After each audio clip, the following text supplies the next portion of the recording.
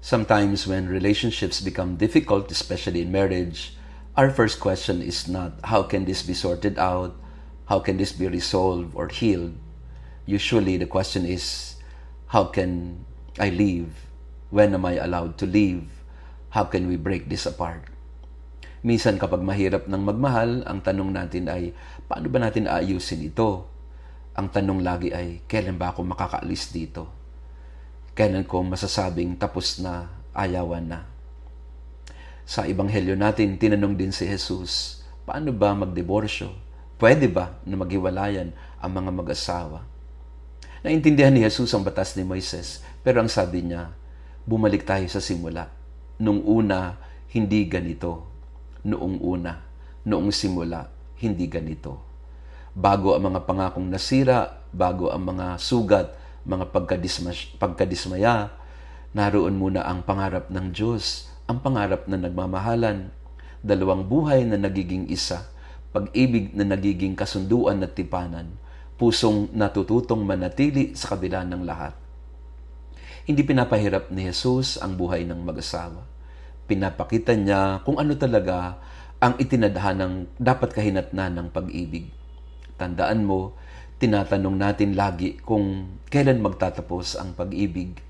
Ibinabalik tayo ni Jesus kung bakit ito nagsimula.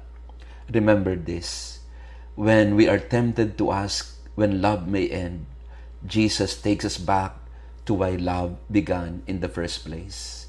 Sa araw na ito, balikan mo ang buhay ninyong mag-asawa, balikan mo ang buhay ninyo bilang pamilya, kahit sa pagkakaibigan o saan mang aspeto ng buhay natin, laging may tukso na umalis na lamang, sumuko na at umayaw, maghiwalay na lamang. Ngunit laging binabalik ni Jesus ang pag-uusap tungkol sa paano ba ito nagsimula? Anong pagmamahalan ba ang pundasyon ng pagsasamang ito? Naparito si Jesus upang tulungan tayo na ibalik sa ating puso at kamalayan ang unang pagmamahalan. Kasi pag bumalik tayo doon sa first love, mas magiging malinaw sa atin ang lahat. Huwag lang tayong tumingin sa ngayon o kung ano ang pwedeng mangyari.